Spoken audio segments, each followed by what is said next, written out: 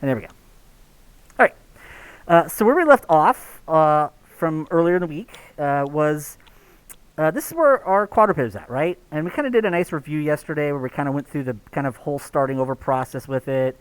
You know, making sure we had shade smooth on, right? 4 for object mode, right-click shade smooth.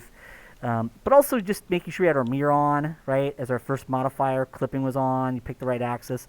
But also remember to turn these triangles on, right?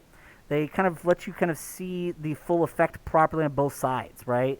If this triangle's off, you kind of see how you see the low-res control cage instead of the subdivisional control cage. If this triangle's off, you can kind of see... although once the subdivisional surface modifier's on, it kind of shows both.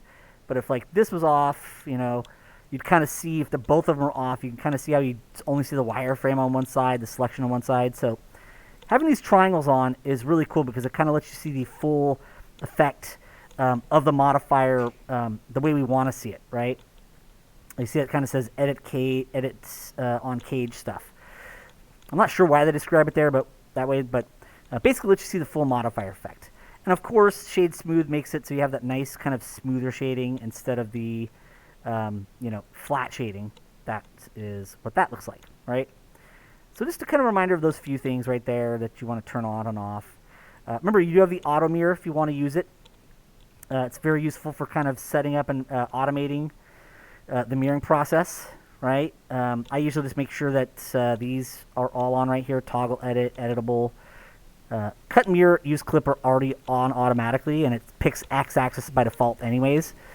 But yeah, just kind of quick reminders of that stuff. And of course, it's all in those previous videos as well. But that's kind of what you want, right? You want that proper symmetry working with the mirror so that when you work on one side, it works on the other. Subdivisional surface modifier lets us have the rounded shape without having to control all those polygons, right? It's just a great shortcut. In fact, the thing I really wanted to start with today was showing you that we're going to apply this. Because at this point, I've kind of done all the big stuff I wanted to do at this stage, right? This is part of my method for using subdivisional surface modifier, right? There's some good rules that we want to work with, right? It's not appropriate for all models. You're building desks, you're building buildings. You're just going to work without subdivision surface. You can use bevels if you need to, right? But when it comes to building things that have got a lot of curvature, like a car or a spaceship, many spaceships, many cars, right? Not all of them. Or in particular, characters and creatures, a subdivision surface modifier, right? It's one of our modifiers, add modifier, subdivision surface.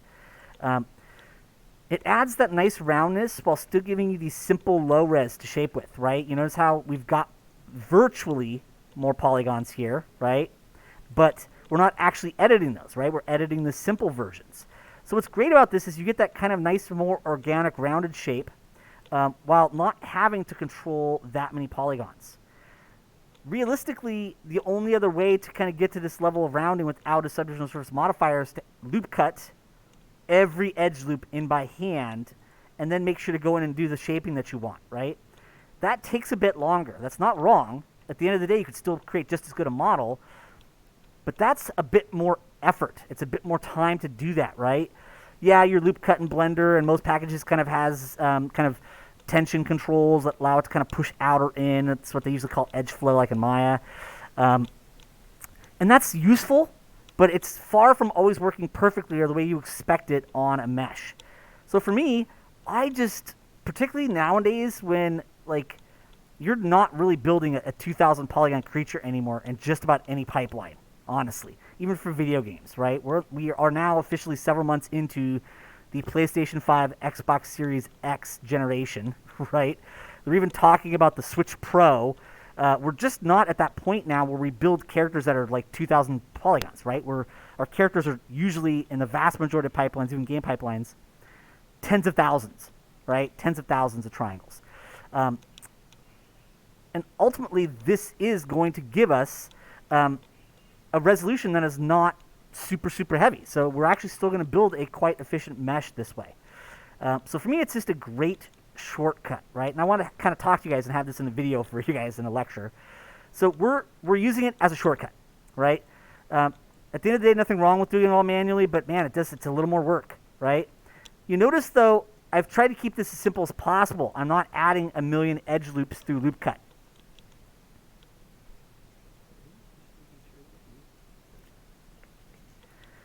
He does have this class, but he's not here right now. He's stayed home. No. Yes, but he stayed home. So these two definitely. Let's see. Yes, he stayed home. So these ones, yes, but they are either not here today because it's their day to be at home, or they just stayed home. So they're here Friday. What's that? So they're here on Friday. Some of them will be. Some of them won't be. Some of them are supposed to be here today. Okay. So whoever you have on Friday, you want to take those and keep those so you can hand those to them. These are the senior agreements that they're supposed to fill out. Okay. So I'm not sure who's here on what day, so we just try to catch them when they're here. So whichever one, are they all yours? Two of them aren't. So these two back ones. Yeah. All right. Sorry. Oh, no problem. Those two right there. Okay. Thank you. All right. All right. So, brief discussion there. So basically, yeah. So what we want to do is so that'll be in the video, but that's fine. It's a minute or two. So basically, though, this is kind of what I really want to talk about today. We're going to do a little more modeling, of course, but I really want to stress the idea that this is a shortcut, right? That you want to keep it simple, right? You notice I don't have a million edge loops in here. We want this subdivisional surface modifier to do a lot of the work for us. In particular, at these really early stages, there's absolutely no reason to not use this at these early stages. There really isn't. Later on, when you get a bit more dense, if you're trying to keep something a little more efficient, hey, then don't apply it again. But if you know you can have like a 20, 30,000 polygon mesh, you can easily work with this twice. But in the early stages, when I get all the major appendages on, in this case, kind of, I'm happy with the main shape I've got so far. I've got the legs on, I've got the horn on. That's kind of all the big stuff I wanted to have right now. I can apply these, right? Now, it's important to apply both of these, right? Because if you only apply one of them, like say I just go to the little kind of V here, make sure you're in object mode though. If I go to the little V here and apply, you notice how kind of the center kind of gets a little bit kind of off? It pools and doesn't kind of obey the clipping, right? So if you're going to apply this manually, you should apply the mirror first, right? Because then it keeps that clipping there for you, and then you can apply the subdivision, right? So it is important to kind of apply the mirror first for this stage.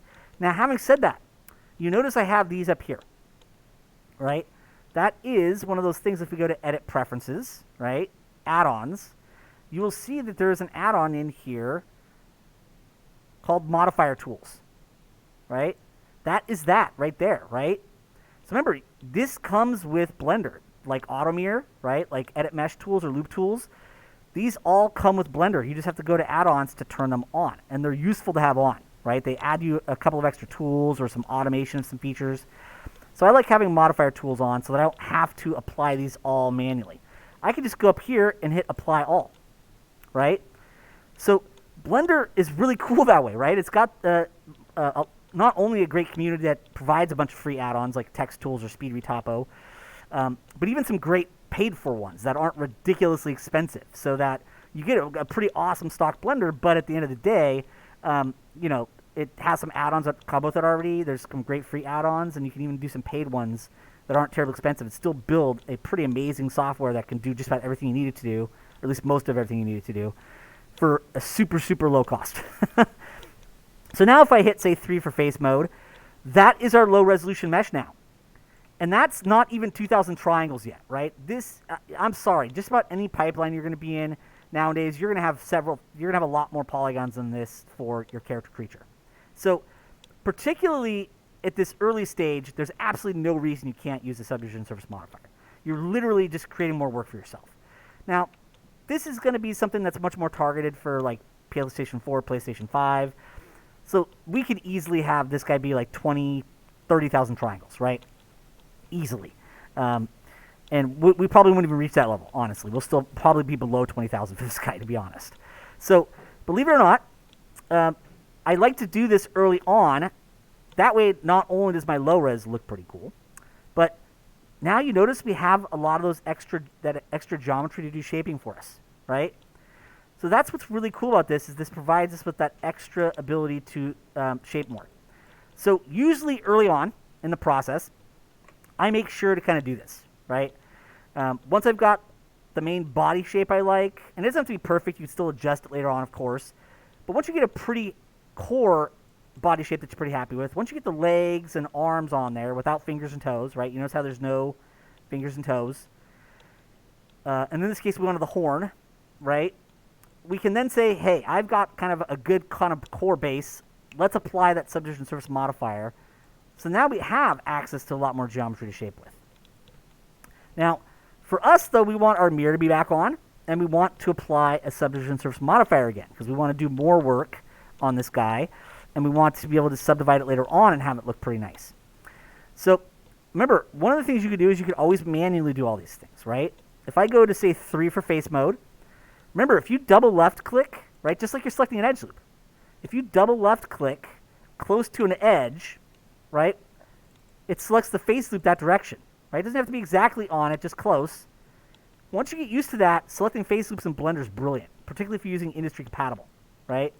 So just make sure you're close to an edge, kind of perpendicular to the loop that you want to select, right? So if I want to select the loop this way, double click close to that edge. If I want to select the loop this way, double click close to that one. And that selects the face loop on this side of the mesh, and I could hit delete for faces. And then, of course, I could select and do select linked, right? I've got it set to spacebar, but remember, right bracket is select linked. And that selects the connected polygons. We could delete that. And then, of course, we could do a manual mirror, right? For object mode, add modifier, mirror, turn clipping on, make sure that triangle's on, and there we go, right? Now, of course, auto mirror can take care of this for us, right? So if I undo a couple steps to before I did that, right, you'll notice that if I go to auto mirror, it actually does it for us. So you see how it kind of cuts it in half, sets up the mirror, sets up the clipping. So that's what's really cool about auto mirrors. It just kind of automates those steps. You know, they're not that hard to do. They don't take that long to do manually, but it's kind of nice to be able to just do a quick auto mirror, right? And particularly once you've got it set up, you might use it once or twice more, right? So auto mirror is a kind of cool little add-on. It's part of the add-ons, you know, edit, preferences, add-on section. All right. And then, of course, I'm going to go to add modifier, subdivision surface, kind of turn that triangle on. And there we go, right? And you see if we go to 4, now, even with this subdivision surface modifier on, we're still at about 7,000 triangles. Now, as we add a kind of some other parts, fingers, toes, really toes because it's quadruped, eye, mouth, maybe an ear kind of shape, you'll probably get us closer to like 12, 13, 14,000 triangles. But once again, that is still absolutely within the budget of just about any pipeline nowadays. So, believe it or not, don't be afraid of using the subdivision surface modifier if you have some good rules for working with it, right? And those rules are, 1, you're going to apply it at some point. We do want a low-res mesh that looks good. So you actually are eventually going to apply these, right? Number 2, keep it simple, right? Don't add a million edge loops into it. Let that know that later on you're going to subdivide it. It's going to give you more geometry to work with. But the great thing is now we have a lot more to work with, right? So I can easily come in here and, 2 for edge mode, and I could double left click on that edge loop, R for scale, right? We can kind of scale that out a little bit. If I want, I could kind of double left click on this edge loop, middle mouse button for uniform scale. And remember, scale stays on until you tell it to use something else, so you can kind of keep scaling some areas. Maybe W for move to move back a little bit. And you can always just hit R for scale to scale it out a little bit that way. If you want to flatten it a little bit, scale a little bit on the blue. Right? Double left click. So you can always straighten stuff up a little bit by scale. Technically, there is flatten in some of your loop tools, right? Right there. And it's cool. It's useful. I like it. It doesn't always give me exactly what I want, so flatten's neat, but sometimes you're just going to use scale. Right, so somebody probably should mute their microphone. Right, so I'm going to double left click on this edge loop back here, middle mouse button to scale, and you see how we can kind of slowly kind of just adjust these a little bit, just to give us a little bit more kind of arch to these forms. Maybe even double left click on that one, R for scale, bring it up. And you see how we can refine this shape more? I'm going to go back to my tweak tool, right? And I could do even more shaping for this, right?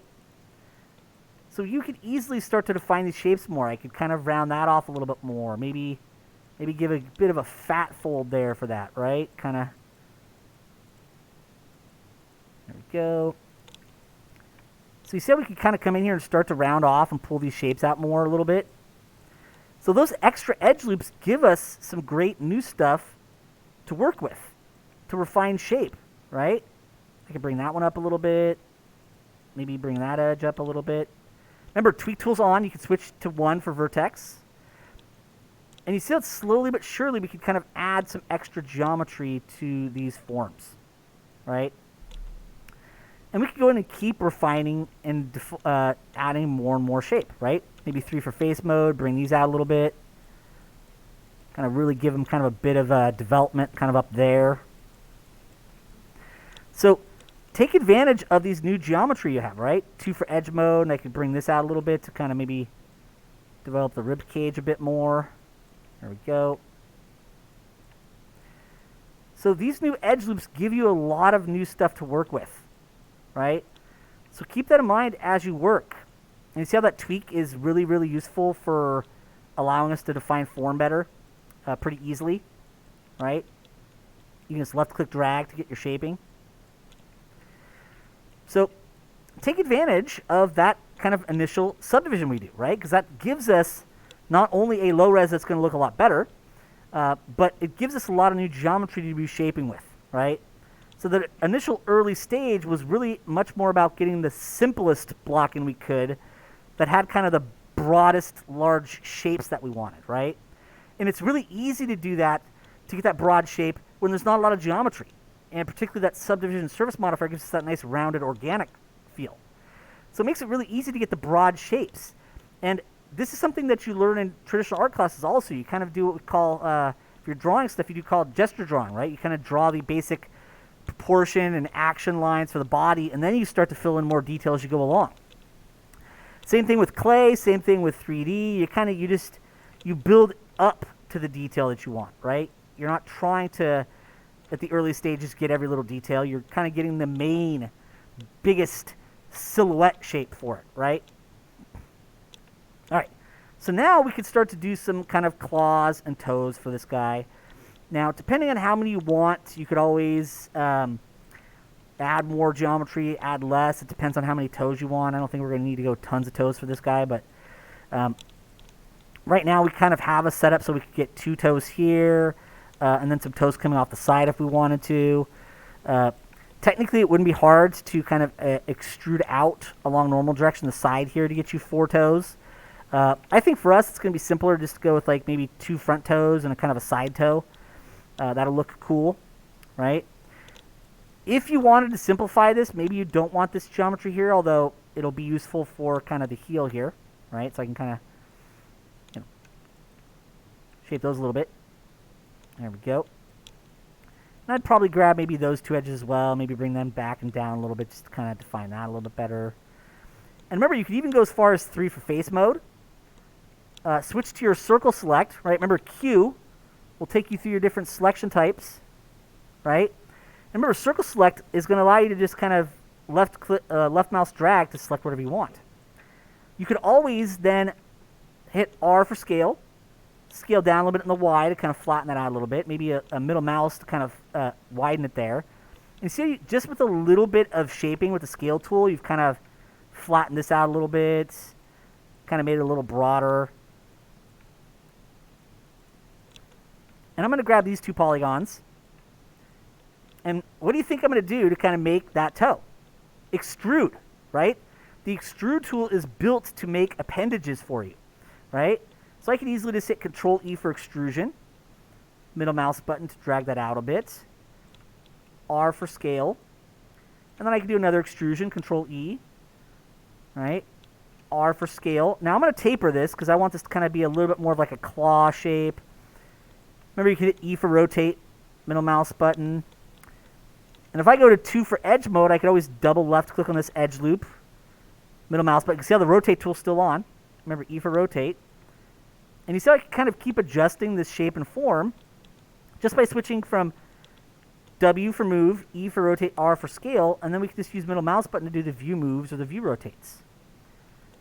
I can switch back to the tweak tool a little bit to refine the shape a little bit more there.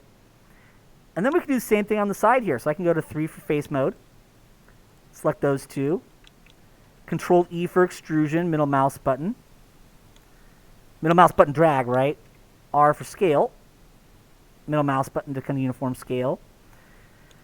Control E for extrusion again, and middle mouse button drag to kind of do that. R for scale, middle mouse button. Maybe E for rotate, middle mouse button, do a bit of view rotate there. And of course we go 2 for edge mode, double left click that edge loop. E for rotate, middle mouse button. And you see we can start to kind of get that claw there. And of course I can keep shaping it differently if I want to, right? Get in there, bring that out a little bit.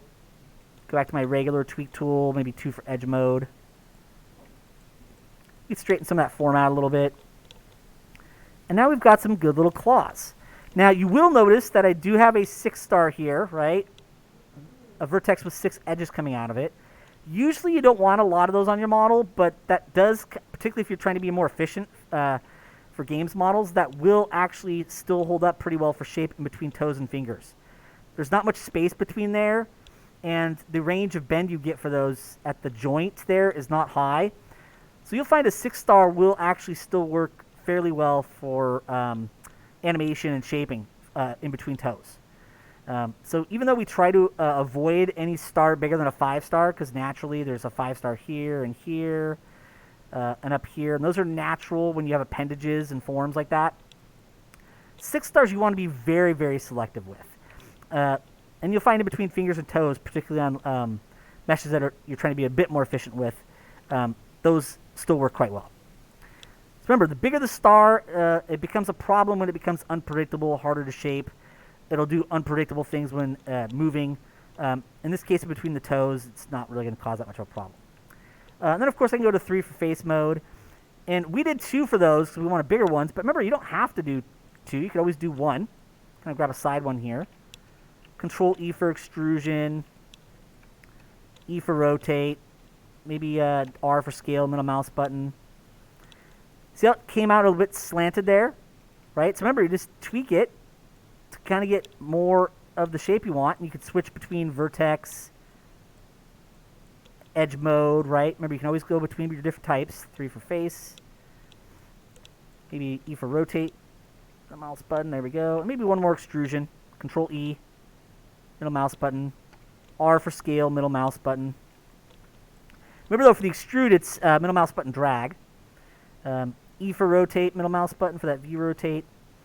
And now you can see we've kind of started to get some kind of toes. Now you guys could make stubbier toes if you wanted to, if you're a creature. But you'll see how those extrusions work pretty well for giving us kind of a nice little toe form back there, right? But you notice that we did need to have that extra extrusion to really kind of give us some more to work with here, right? We kind of really needed to have a little bit more to work with. Now I'll show you kind of on probably next week. Maybe tomorrow we'll see if we want to do a little lecture tomorrow. I'll show you to get some toes on the front and maybe get 4 toes. So I'll show you that little trick there. But extrusions, right? So really we just kind of made sure to apply the Subdivision Surface modifier mirror and kind of re-mirror. So we have a denser base mesh. And now we have enough geometry we can get better shape. But we could also start to extrude out other appendages like toes. So I always wait for like the face, the eye, mouth, edge loops, the toes, right? I always wait for like after that first kind of subdivision we do, right? All right, so that'd be a great place to stop. I'm going to stop recording.